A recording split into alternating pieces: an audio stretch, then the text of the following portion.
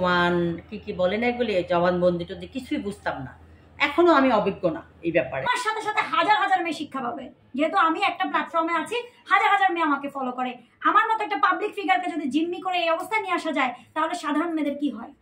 ঘরের গিলাফ ধরেও যদি রাসেল মিয়া বলে আমি বর্ষার সঙ্গে সংসার করতে চাই, আমার মেয়ে যখন রুমে আসতো সে খুব এই মেয়ে কেমন আছে, মেয়ে কেন চিল্লাচিল্লি করে, মেয়ে কেন এটা করে। আমার বাচ্চা তো 2 বছর 6 মাস, কারণ সে বিয়ের আগে বলছে আল্লাহর জন্য আমাকে বিয়ে করতেছে, এতিম বাচ্চাদের দায়িত্ব নিবে, সে অনেক এতিম পালে।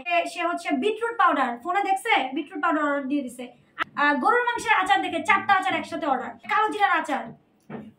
সকালে 2টা ঘুমের ওষুধ খাইতো, রাতে 2টা ঘুমের ওষুধ খাইতো। এখন এটাকে মাদকাসক্ত বলে। আমি ট্রমাটাইজ হয়ে গেছি, আমি কাজ করতে পারতেছি না, আমি লাইভ করতে পারতেছি না, আমি প্রমোশন করতে পারতেছি না, আমি রিপ্রেজেন্ট করতে পারতেছি না কোনো কিছু।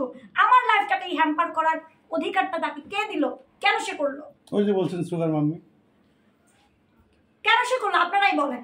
সুগার মাম্মি দিচ্ছে। আচ্ছা, লাস্ট একটা প্রশ্ন, এত কিছুর পরও কি সংসার করার ইচ্ছা আছে কি? আমি বলেছি এর আগেও, কাবা ঘরের গিলাফ ধরেও যদি রাসেল মিয়া বলে আমি বর্ষার সঙ্গে সংসার করতে চাই, আমি পৃথিবীর সবচাইতে শ্রেষ্ঠ স্বামী, সেরা স্বামী। সে সেরা স্বামী কেন? সে কাবা ঘরের গিলাফ কেন? আল্লাহ সবাইকে মাফ করে, হ্যাঁ আল্লাহ সবাইকে মাফ করে, কিন্তু আমি তাকে আখিরাতে গিয়ে আটকাবো। কিন্তু নারীরা কিন্তু মাফ করে না, নো নো নো। যে মানসিক শারীরিক নির্যাতন আমার উপর করা হয়েছে, আমার বাচ্চাগুলো কি এটা সার্ভাইভ না? আমার বাচ্চাগুলো কি এটা সার্ভাইভ করবে না? বড় হয়ে আমার ছেলেটা জানবে না যে আমার মার সাথে কি হয়েছে, আমার মা একটা বিয়ে করেছিল? এটা আমার জন্য সামাজিক ভাবে আমি নিচু হলাম না? আমি এই লোককে নিয়ে, মানে সাইকো টাইপের, সে আমাকে মারতেছে, অন্যদিকে হাসতেছে নাকি? এগুলো কিভাবে সম্ভব? How can possible? এত কিছু হয়েছে তো আপনি আগে কেন সুগার মাম্মির সহ মামলা করতে? আমাকে তো কোরআন ধুয়ে জিম্মি করে দিল, জিম্মি করে আমাকে তো লাইভও করাইলো শার্টটা নিয়ে, তার ব্র্যান্ড ব্র্যান্ড অ্যাম্বাসিডর সাজাইলো, সাজায় এসে বললো লাইভ করতে। আপনারা ওই লাইভগুলো দেখেন না, দেখেন আমার মুখে কোনো মেকআপ আছে কিনা, আমার এক্সপ্রেশন দেখেন।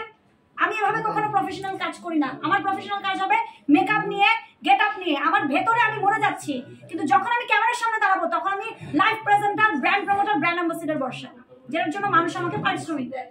তার থেকে আসলে পারিশ্রমিক কি নেবেন শেষ পর্যন্ত? আমি তো তার কাছে খুব সুন্দরভাবে চেয়েছি, আমার কাছে ফুটেজ আপনাদেরকে আমি দিয়ে দিব, আমি সুন্দরভাবে চেয়েছি। সে যদি দিতে না যায় তাহলে আমি আইনি পদক্ষেপ নিব, যেটা আমি ইতিমধ্যে নিয়েছি। এবং আমার মতো ভুল যেন কোনো মেয়ে না করে। আমি একটা ভুল করেছি, বিশ্বাস করা। যদিও আমাদের কোরআন আছে মানুষকে বিশ্বাস করো, বিশ্বাস করতে হবে, কিন্তু ঠকেছি যে এই ঠকাটা হয়তো আমার জীবনের আরেকটা শিক্ষা, এবং আমার সাথে সাথে হাজার হাজার মেয়ে শিক্ষা পাবে, যেহেতু আমি একটা প্ল্যাটফর্মে আছি, হাজার হাজার মেয়ে আমাকে ফলো করে। আমার মতো একটা পাবলিক ফিগারকে যদি জিম্মি করে এই অবস্থায় নিয়ে আসা যায়, তাহলে সাধারণ মেয়েদের কি হয়? অবশ্যই এটার জন্য আমি আমাকে দায়ী করে দিন শেষে যে কেন আমি বিয়ে করলাম। আপু, রাসেল মিয়া কি আপনার সন্তানদের মানে স্বীকৃতি দিয়েছেন কিনা বা মেনে নিয়ে? কেমন ব্যবহার? আমি তো বিয়েতে আমার ছেলে মেয়ে নিয়ে বিয়ে করছি, কবুল তো বলছি ছেলে মেয়ে নিয়ে। না, রাসেল মিয়া কি তাদের সন্তানকে কিভাবে মেনে নিয়েছে কিনা বা তাদের সাথে ভালো ব্যবহার? আমার মেয়ে যখন রুমে আসতো সে খুব এই মেয়ে কেমন আছে, মেয়ে কেন চিল্লাচিল্লি করে, মেয়ে কেন এটা করে। আমার বাচ্চা তো 2 বছর 6 মাস, ভাই 2 বছর 4-5 মাসের বাচ্চা তো খেলবেই। ও ড্রয়িং রুমে যখন খেলতো চিল্লাচিল্লি করতো, এসে যদি আমার বেডে উঠতো চিল্লাচিল্লি করতো। তো এগুলো তো একটা মেয়ের মা হিসেবে আমি নিব না, কারণ সে বিয়ের আগে বলছে আল্লাহর জন্য আমাকে বিয়ে করতেছে, এতিম বাচ্চাদের দায়িত্ব নিবে, সে অনেক এতিম পালে। অথচ দেখতেছি দিন শেষে সে কি করতেছে, আমার এতিম বাচ্চাদের উপর টর্চার করতেছে, আমার উপর তো করতেছে, তাদের উপরও করতেছে।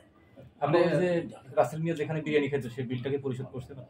মুক্তার বিরিয়ানিতে আল্লাহ 30 দিন যেত সকালবেলা। চলেন আমার সাথে গিয়ে আপনারা এভিডেন্স দিবেন যে মুক্তার বিরিয়ানি খিলগাঁওতে কে বিলটা কে দিত, বর্ষা চৌধুরী নাকি রাসেল মিয়া? প্রমাণ হয়ে যাবে। ওইটাকে আপনি আবিষ্কার করতে পারছেন যে প্রতিদিন কেন লাউ খেতে এবং সরিষার তেল দিয়ে? লাউ খাওয়ার কারণ হচ্ছে তার স্ট্রেংথ লাগবে।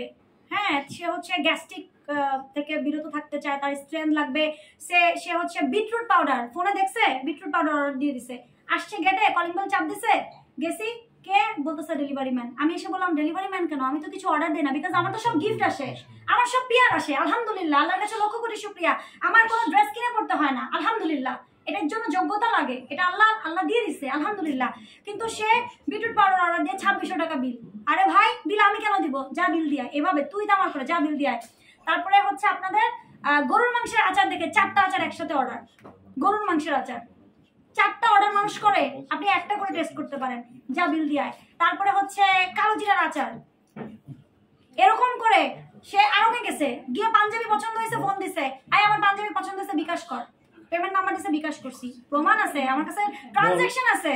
আপু, আমার কাছ থেকে শেষ প্রশ্ন, সেটা হচ্ছে যেহেতু আপনাদের কিছুদিনের সংসার ছিল, একসাথে ছিলেন, অনেকেই অনেক জায়গায় অভিযোগ করে রাসেল মিয়া তিনি মাদকাসক্ত, ড্রাগস নিয়ে থাকেন। সকালে 2টা ঘুমের ওষুধ খাইতো, রাতে 2টা ঘুমের ওষুধ খাইতো। এখন এটাকে মাদকাসক্ত বলা হয় না কি শক্ত বলা হয় আমি তো আর জানি না, I am not a doctor. আপনি কি ওই ওষুধগুলো বাট আমি দেখেছেন?